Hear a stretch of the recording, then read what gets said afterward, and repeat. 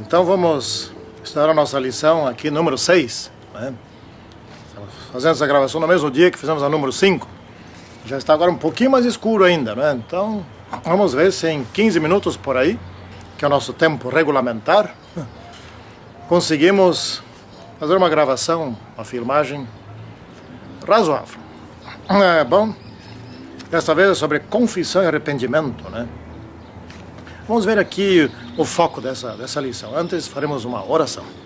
Santíssimo e poderoso Deus, nos abençoe nesse estudo a respeito do arrependimento, do perdão, da confissão, para que nós possamos entender bem esses aspectos e que possamos viver de modo diferente. Em nome do Senhor Jesus Cristo. Amém. Bom, a confissão e o arrependimento fazem parte do revivamento, né? Para que haja revivamento, para que o Espírito de Deus seja derramado sobre aquela pessoa, ela precisa primeiro ser perdoada, né? Então ela precisa confessar os seus pecados. Então aqui já aparece uma possibilidade de dois revivamentos, né? Ou de duas confissões, né? De dois arrependimentos. Temos o falso arrependimento e o verdadeiro arrependimento.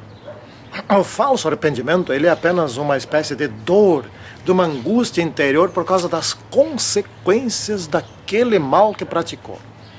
Quando descobriram, não é? Então, tipo assim, a pessoa é membro da igreja, etc., é casado, tem sua esposa, assim por diante, tem seus filhos, mas tem outra mulher. E ninguém descobriu, só ele sabe, a outra mulher e Deus, porque Deus também sempre sabe, né? E vai tudo bem, ele tem cargo na igreja, ele faz até trabalho missionário, dá estudo bíblico, tem desses casos assim, né? Tem, e não são poucos. Aí, até que um dia quando descobre, bate uma tristeza, uma dor, que coisa, etc. Mas na verdade ele não quer largar daquela outra mulher. Mas, infelizmente, descobriram tudo. E agora? Essa que é a grande situação. Essa que é a grande dor que ele sente. Ou seja, esse é um falso arrependimento. Ele não estava interessado, nunca esteve interessado em ser perdoado. Ele queria que a sua esposa não descobrisse, que os seus filhos não descobrissem, que o pastor não descobrisse, que a igreja não descobrisse. E não estava preocupado em que Deus sabia. E queria continuar vivendo assim. E quando descobriram, aí ficou chateado, ficou angustiado, depressivo, aí começa a acusar os outros, porque a igreja, porque esse, porque aquele, porque a minha mulher, porque não sei o quê, né? O falso arrependimento sempre acusa os outros. Ele não está interessado em mudança nem em perdão. Ele quer manter a fachada, quer manter o engano, quer manter-se de um jeito errado, todo mundo pensando que está tudo certo. Essa é a questão, essa é a grande diferença. O arrependimento verdadeiro é um dom de Deus. Então veja aqui. Deus, ele nos dá fé. Fé é um dom de Deus. O perdão é um dom de Deus. A graça é um dom de Deus. O arrependimento é um dom de Deus. A fé que Deus nos dá é bem pequenininha. Nós temos que cultivá-la para que ela cresça, né? O arrependimento é um dom de Deus e ele é pequenininho. Nós temos que cultivar para que que o Espírito Santo nos transforme. Nós temos que crescer espiritualmente, temos que querer isso. Então o verdadeiro arrependimento ele leva ao perdão. Ele confessa, não é? Ele confessa. Ele foca em si no sentido de que eu é que estou errado. Não foca em si no sentido de que eu estou certo. E que o outro que levou eu caí no erro. Não é? Esse é o verdadeiro arrependimento. Ele assume a culpa própria. E aqui está uma grande diferença importante, né? O verdadeiro arrependimento, a confissão, ele leva a confissão do pecado, a confissão a Deus. E se fez algum mal a alguém outro, vai lá e pede perdão para aquele outro, não é? Não é remorso. O remorso é falso arrependimento. O verdadeiro arrependimento, ele dá nome ao pecado, não é? Você confessa. Não é assim como se faz uma oração pública. Oração pública tudo bem, né? Mas oração pública.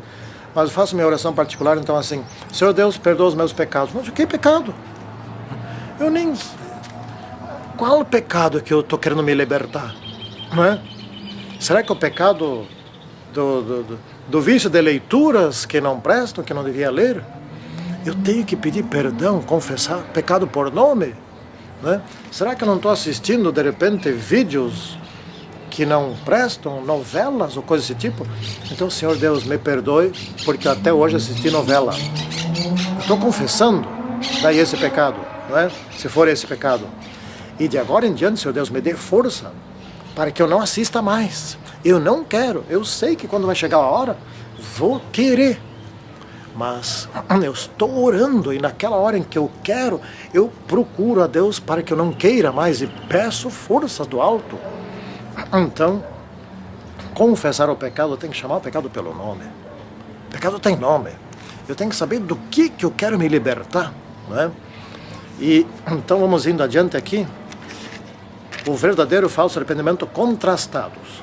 O verdadeiro arrependimento leva o perdão, leva um alívio, a cura, como está na parte de quinta-feira, não é? O verdadeiro arrependimento, ele leva uma paz interior, está de bem com Deus, está de bem com o seu próximo, se for com a esposa, está de bem com a esposa, resolveu a situação criada pelo pecado. Não é? Às vezes não resolve.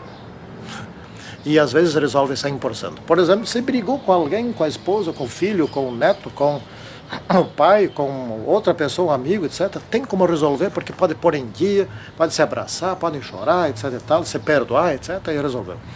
Mas se matou alguém, né? Ou se roubou alguém que não tem mais como devolver, ou enfim, criou uma situação irreversível, então vem só a paz interior. Mas aquele sujeito que foi morto, aquele etc. e tal, aquele não ressuscita mais. Como foi o caso de Saulo, né? Que Estevão não ressuscitou mais depois que Saulo se converteu. Mas Paulo foi perdoado então, né? Ele traz aquela paz. A cura da confissão é isso, né? É um libertamento do pecado. Agora o pecado não pega mais ele. Depois que foi perdoado, depois de um tempo, quando resiste por meio da oração, se libertou disso, é cura, né? Cura do pecado, alívio, uma alegria, venci com o poder do Espírito Santo, né? Isso é uma coisa muito boa, saudável, até melhora a saúde. Primeiro que melhora a saúde psíquica e também melhora a saúde física, porque se você está em paz, você vive melhor. Você tem amigos sinceros, às vezes não tem muitos amigos, mas tem amigos sinceros, amigos que podem confiar, comprometidos. Não aqueles amigos que te convidam no sábado à noite para fazer uma coisa errada, não é? Então, é nesse sentido que nós estamos tratando aqui da confissão e do arrependimento. Ela resolve. E em tudo isso, em torno de tudo isso, tem uma palavra muito importante, se chama perdão. Perdão é um dom de Deus concedido. Agora você não é mais culpado, não é? E se você não se sente mais culpado, você mesmo tem que se perdoar, porque muitas vezes você já está perdoado e continua pedindo perdão para Deus. Na verdade, quem não te perdoou foi você mesmo. Você continua achando que está culpado. Saiba de uma coisa, quem pede perdão uma vez a Deus, disto está perdoado. Agora tem que tratar de fazer uma vida nova, tem que tratar de mudar, tem que tratar de ser humilde para que o Espírito Santo lhe liberte daquela situação anterior que às vezes fazem 10 anos que está oprimido, 30 anos, 50 anos. Não é?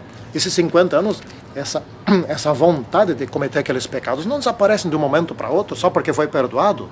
Agora tem que ser transformado, tem que lutar. Quem sabe um mês, quem sabe um ano, e chega o ponto em que foi transformado. Aliás, foi libertado daquele pecado, curado daquele pecado. Isto é uma luta, não é? Então, irmãos, é muito importante que nós lutemos, que o Espírito Santo nos transforme, sejamos humildes neste sentido. Santíssimo Senhor Deus, abençoa-nos todos, para que sejamos libertos do pecado, para que não queiramos mais, e perdoados, passemos a obedecer a Deus, e sejamos sinceras testemunhas do nosso Senhor Jesus Cristo. Em nome dele que pedimos. Amém. Até o próximo estudo.